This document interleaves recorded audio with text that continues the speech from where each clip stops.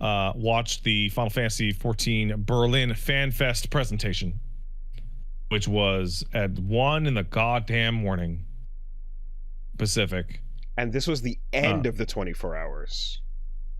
No, this is about 70% through. Okay. Which they announced a lot of cool shit. I don't know if any of it got to you. One thing. But I think there's two things that probably got to you. One thing, right? Cool art of a person with 2 shields crouched over, ready for action. Looks really cool. Will anything in gameplay actually look a fraction of as cool as that art does? Oh yeah, no. Let me get right. Let me get because they put that art is great, but you got to translate that and keep that spirit, right? They had it far enough along that they actually were able to put out a video. Okay. Of what a bunch of the skills look like. Because I when I think about like you go, that's what it looks like, that's cool, and without seeing the footage, I go, okay, but now you have to universalize it for every single race and every shape and size, so it might just end up being armor with 2 shields on the arms, and that's it, as opposed to the build of that character in the art is this fucking Blastoise bad posture little fucking. So I sent you the trailer, and what's going to end up happening is that the stance and the thickness and the general idea are just going to be placed onto skinnier characters, but it's going to be the same idea. Okay. This is a tank that its primary aesthetic gameplay is punching motherfuckers with big hands and then swapping the shields around to shoot a bunch of guns. Okay. This is a Monster Hunter weapon. If there ever was one. Yeah, sure. I can see that. It is, it's Bastion. It's a wall. It is the new main tank to go alongside with Paladin. It is one of the coolest aesthetic looking classes they have ever made. It is also one of the only classes they're ever going to put out. Sorry, all new classes are only evolved mode, which is the new gameplay mode. It won't have an old version because it didn't exist back under the old gameplay version. Super cool. It is going to be my new main class. Okay. Whenever Cole comes out. So this 2 questions. One, this looks very cool, and when something like this happens, where obviously everybody wants to try it, how does the rest of the game continue to work? So this is a really funny example. So every time they put out an expansion, it always comes with new classes, and the classes always have different roles. So it used to be in Heavensward, they put out 1 of each role, which was very ambitious, right? They put out a tank, a healer, and a DPS.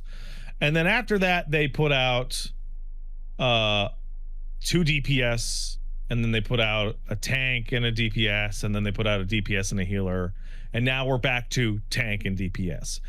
And what happens is for the first fucking 4-month period after the new classes come out, whatever the popular one is, that role will become nightmarishly flooded.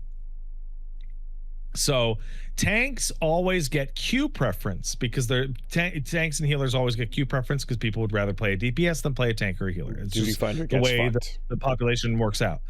When a cool new tank comes out, all of a sudden it takes a really long time to queue as a tank because there's a million people that are like, oh, that class is so cool, maybe I'll be a tank. Yeah. Okay. And when DPS queues, which are already bad, 2 new DPS come out, guess what? The DPS queue goes from 10 minutes to 30 minutes. Okay. So yes, the game where the role you play relies on the economy of everyone else playing different characters. Yeah, the preference economy. It does suffer. Yeah. Okay. Second. So like right now, tanks and healers, oh, it's so easy. You hit the Q button, you're instant. It's immediate. DPS have to wait 5-10 minutes. When this motherfucker comes out, tanks are gonna be up to like a 10-minute queue because there's gonna be so many people switching over. And here's the thing: the reason why it only takes 4 months is because people switch over to the new role because it's cool, and then go, wait a second, I fucking hate tanking.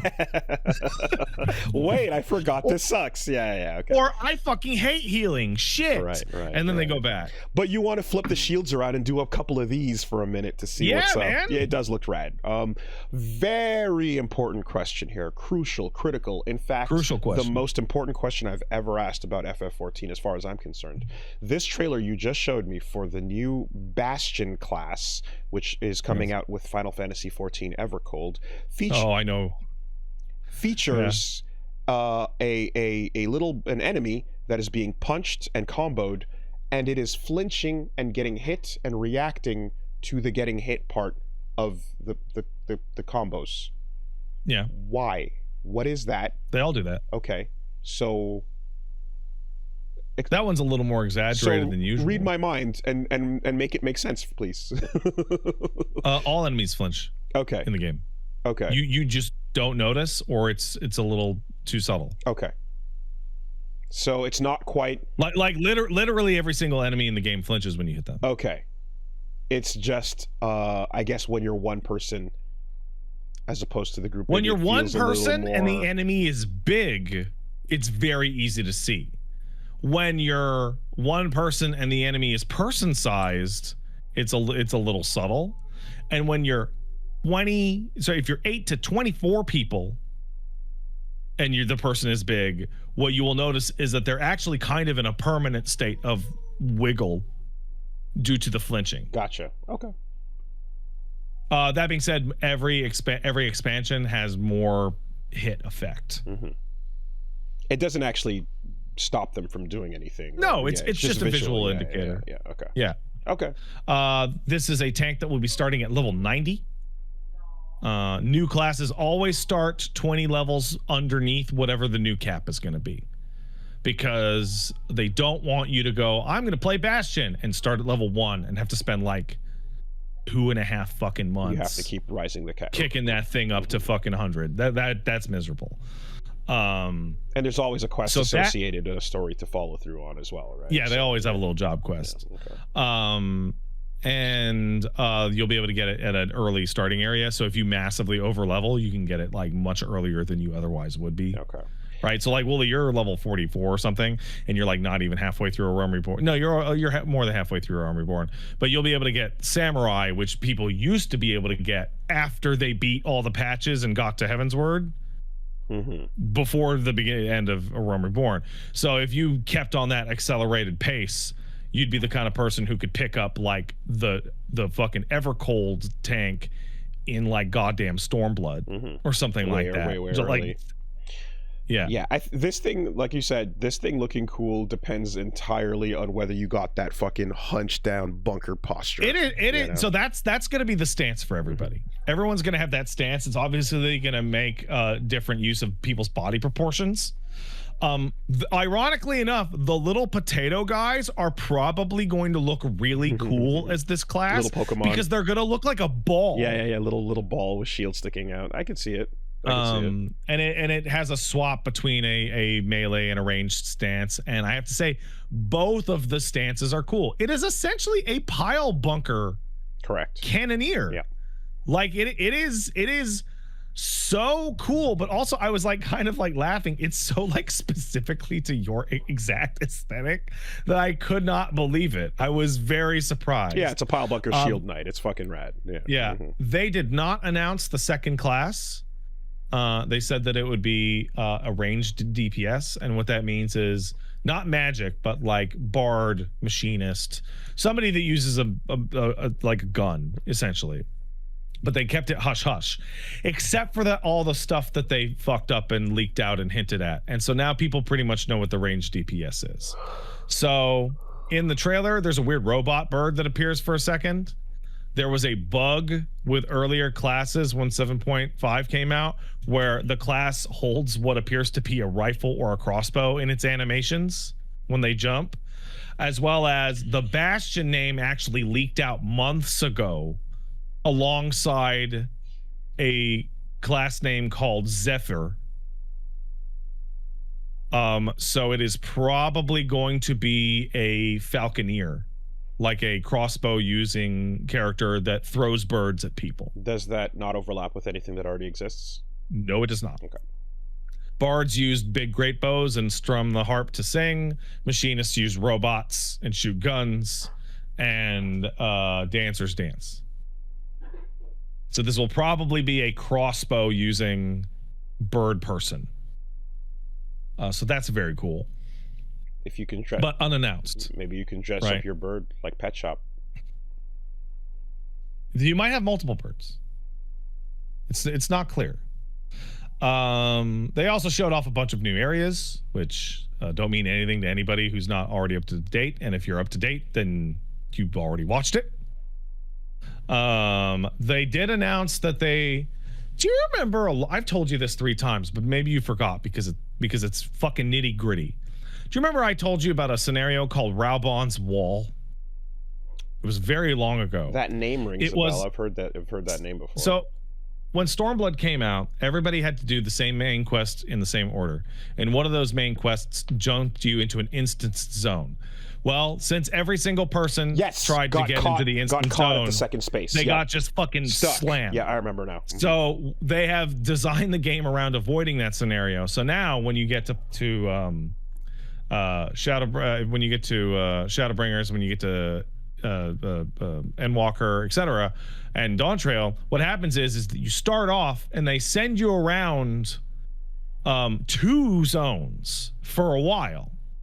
So they split the player base into 2 different areas, and then they reintegrate at a middle point.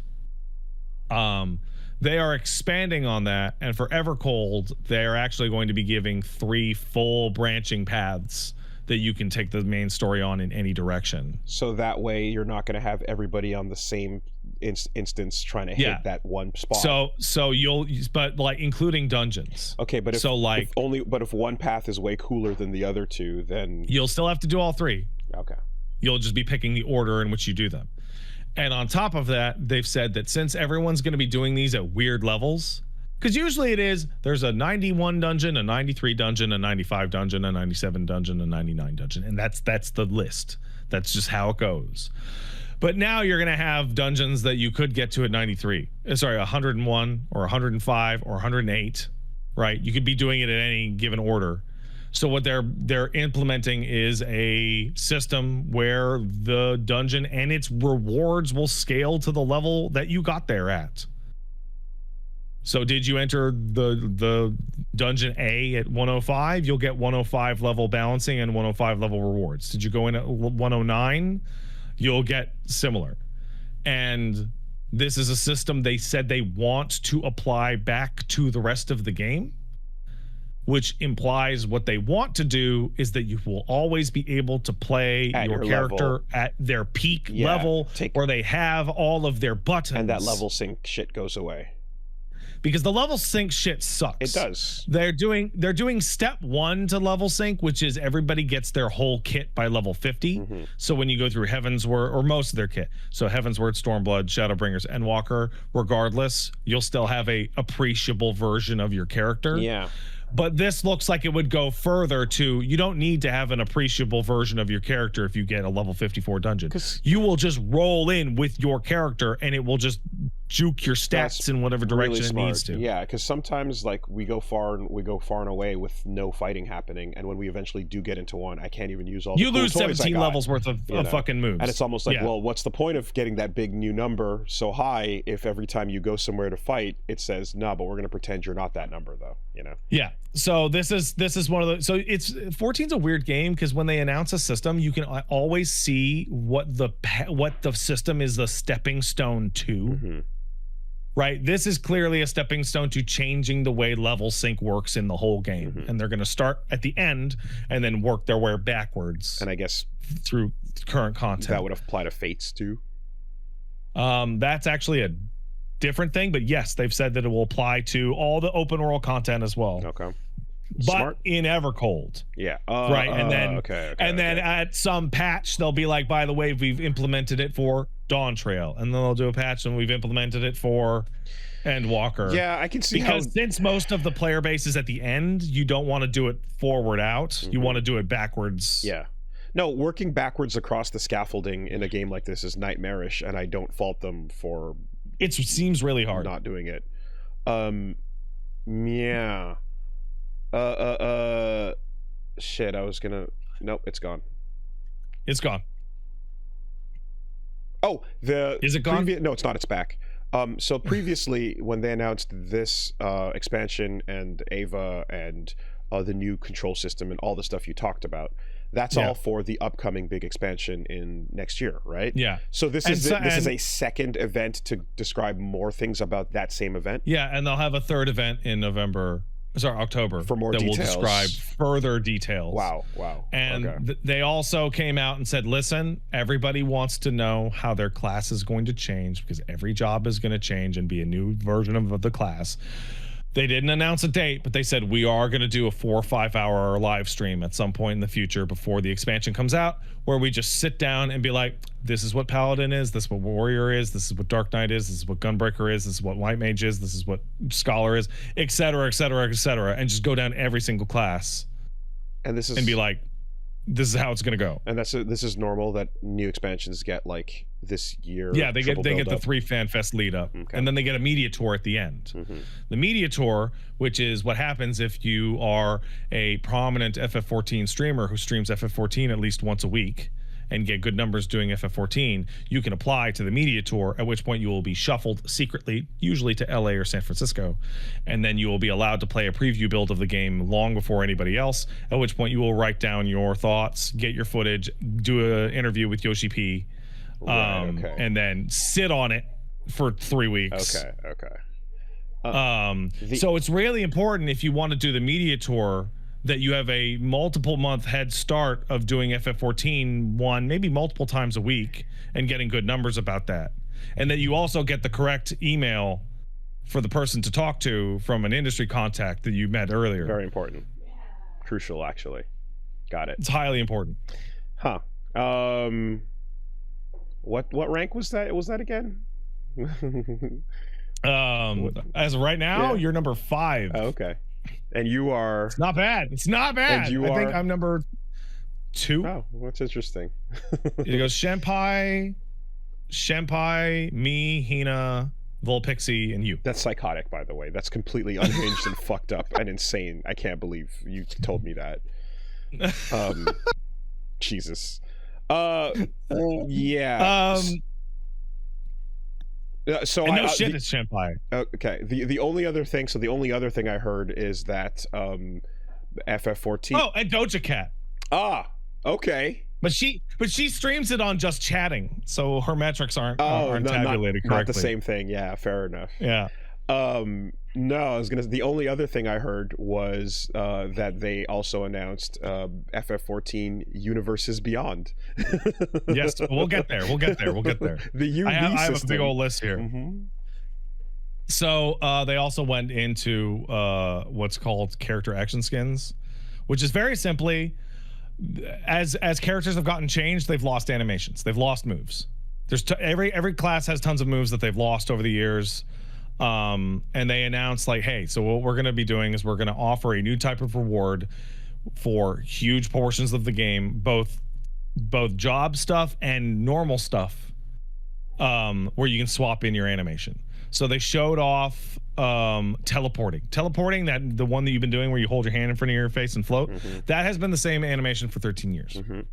They showed off 2 new ones where you like spin around with a huge amount of light, or like get totally consumed by darkness, and it's just another type of cosmetic that can be added to your character and also offered up as a reward. They also said, hey, we're going to work on it every patch. Old animations that you miss will be given back to you to swap in for stuff. I played Dark Knight, and I played Dark Knight since the day it came out. I have lost over half of my animations over the years. Okay. More than half are gone. Yeah. And I want some of them back.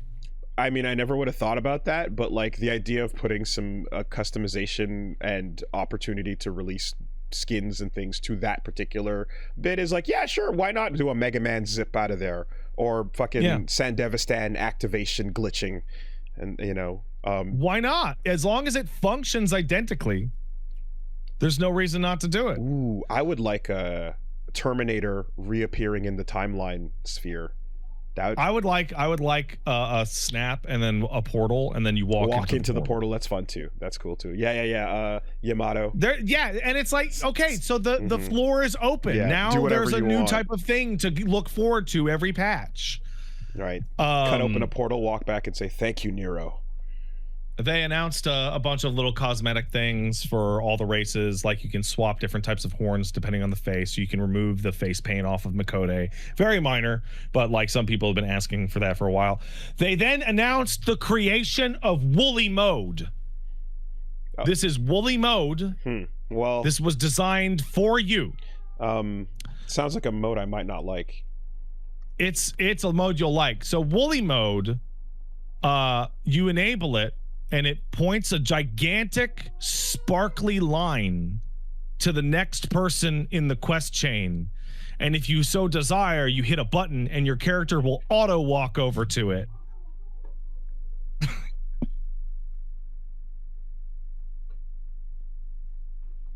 People are calling it yellow paint mode. This is the week after we had the conversation. This is the week after. And they said, we got to help this guy. We got to do it. Come the fuck on. They said that there's a lot of mobile game players or people who are not used to playing games as much that have trouble navigating the environment. So we want to save everybody a bunch of their time. I'll take my Monster Hunter Fireflies, thank you. I'll take them. So here's the thing that's really funny. I think this quest is also going to go into Evercold and then come back in reverse, which is actually the opposite of how they should do it, because you're saying new players have to get all the way to level 100 before they get like accessibility. At which point I don't need it anymore.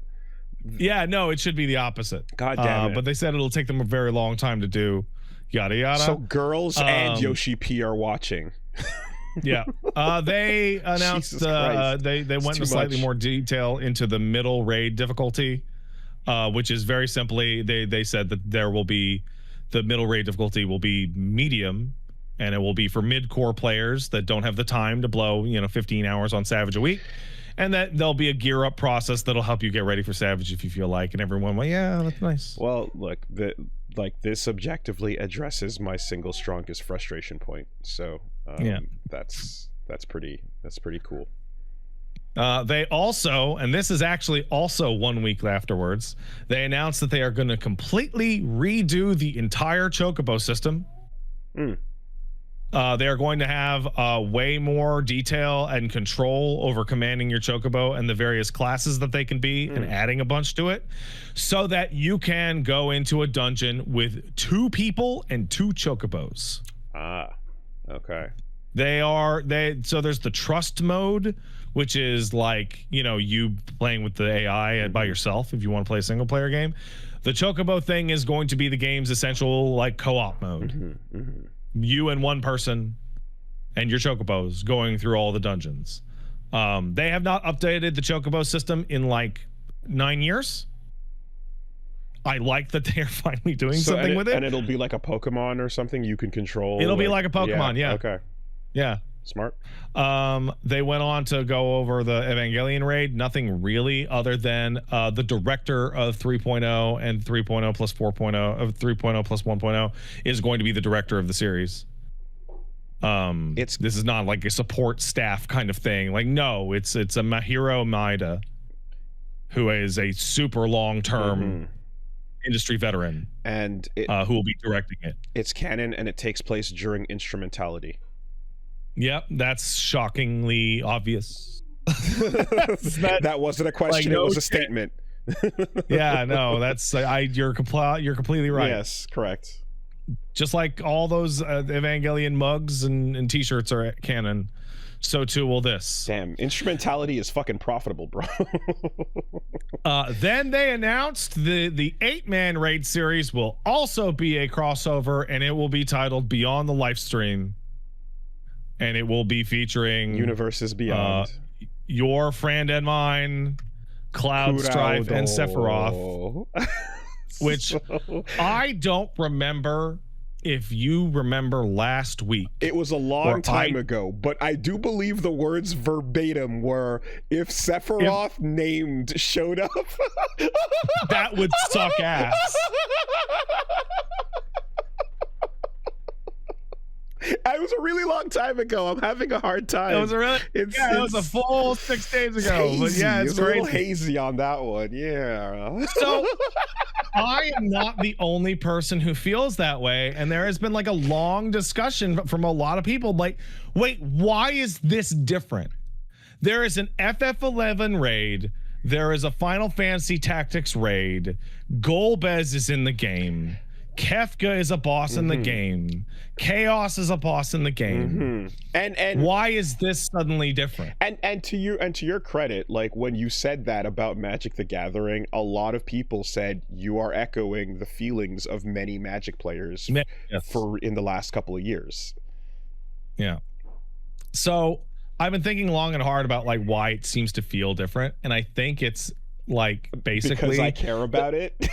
No, I think it's because the FF7 cast has like an enormous amount of extra media and voice acting and characterization.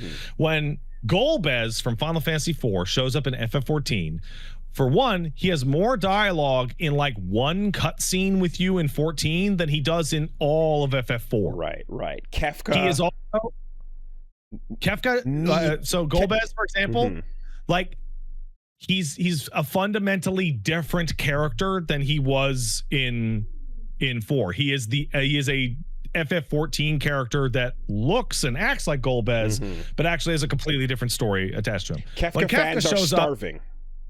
Kefka shows up as like a fucking tournament arc. Fucking look, I brought Kefka through the portal, and then you kick his ass and he leaves. Same thing with X-Death, same thing with Neo X-Death, same thing with Chaos, etc. Right? It's kind of weird that it's going to be Cloud and Sephiroth of like 10 different games and series coming in to hang out as they are in a version of their own canon. And I think that's really disappointing from a like an interesting new thing that could happen in FF14 perspective. But I play Dark Knight, so one of the raid weapons is going to be the Buster Sword. So it's great, actually. Yeah. It's end of story. No, I think pretty much. Yeah, okay. There absolutely is something to like the character's overexposure affecting how people feel about it. I mean, if you ever dive into the rabbit hole that is the Batman who laughs or the Batman who jonkles, there's a character. The Batman who jonkles being like the end-all villain of Fortnite is just like the worst thing. But it's one of these things where I'm like, it's like, what is the reason? Where does the animosity truly come from? And it wasn't the first creation of it so much as it was the buildup and overexposure, and then the fact that everything constantly led back to being this one unstoppable villain coming from another reality. And it just there's a bit of oversaturation. Overexposure here. made everybody not care about them showing up. So and like, to their credit, I didn't like the last 24-man and the last raid that took place entirely within FF14. I did not like Pandemonium. I did not like Mythos of the Realm. I did like Ivalice, and I did like FF11. So I guess fuck me, because I'm like, I guess I can't even back up my own opinion because I actually like the crossover raids more. but okay, FF7 feels like a different property from Final Fantasy. Yeah. And for our entire... I understand exactly what you mean. Right? I understand exactly what you mean. It feels like a different property. For our entire lives... It feels like its own thing. It feels like its own thing. And it's been this crazy thing that's been the #1 most requested remake, whatever thing, the whole time. It's just, this beast. And then... now it's starting to get a whole bunch of media, so it went from never being seen again to being seen more than you ever imagined. And there was a time when you were like, oh man, Cloud and Sephiroth are in Kingdom Hearts, holy shit, I can't believe I get to see them again, you know, into like, now it's a whole other thing. And like that train is running separate from the name of Final Fantasy and every other character on that list, you know. So I can see how it feels different to include this one for that purpose, because you're I think the funniest thing about all of this is that there was like it wasn't a new thing, it's actually an old thing for the FF7 thing. But though most people are extremely excited, and I'm not gonna lie, I think it's really cool. I just kind of wish it was a brand new thing that made me as happy as this did. Yeah, sure. No, I get. I don't want to be basic. The hypocrisy is baked in and real, but it's simple to understand. And when people were talking about Magic the Gathering, two things that I saw that made it kind of cement and make a bit of sense, because we're continuing the discussion about people not liking characters from all over getting introduced, right? And it was the idea that, like, in some cases, a piece of content will drop into a game that is not from a thing you want or that you care about, and you don't have to engage with it. But in Magic, it's something that's done to you. You have to fight against that player's deck when they bring Doctor Who, and no matter how much you hate Doctor Who. And so like the part where you have to engage with it makes it feel worse. And I guess the other bit being like, if it's all the things you love, then you'll be fine with it, but it'll never be that. And it's making money and it's working, so there's no reason to slow it down. It's not a rare case. It's something that's going to speed up over time. One of the things that people are talking about, which I need to dispel because it's completely wrong, is the idea that they're breaking the glass. That's why FF7's coming back to 14. They need the FF7 raid in Evangelion to save Evercold or whatever. It's like, it's the opposite. Collaboration things go to FF14 because the things they want to show off want the advertisement. So like FF12, the Zodiac Age, came out alongside the fucking the Tactics raids, right? The Nier re-release came out alongside the Nier stuff. Evangelion's got a new fucking movie or TV show coming out. FF7 Revelations is going to be coming out like alongside the first one within like a couple of months. Media tie-in, obviously, every time. Also, all that feeling. And then they announced that they're going to be putting in an FF7 typing game into the Gold Saucer. Oh yeah. They're going to be putting typing of the dead. Okay. Into the Gold Saucer. I've sent you a screenshot. How the fuck do you play this on your controller? You plug in a keyboard. That's how. And the rewards are Tifa's outfit, Barrett's outfits, and the guard scorpion mount. Off to Midgar we go. Yeah, okay. It's like straight up Tifa's outfit has like the largest chest in the game of any female outfit. So it's going to be paired with the 2B pants, which have the largest butt in the game, and or the plug suit outfits from the upcoming Evangelion raid. God, we're typing. So we're about to enter the Goomer apocalypse. Oh yeah, no. Now's when you start running the game on your phone so that you can use the Apple keyboard with Smart Swipe to type faster.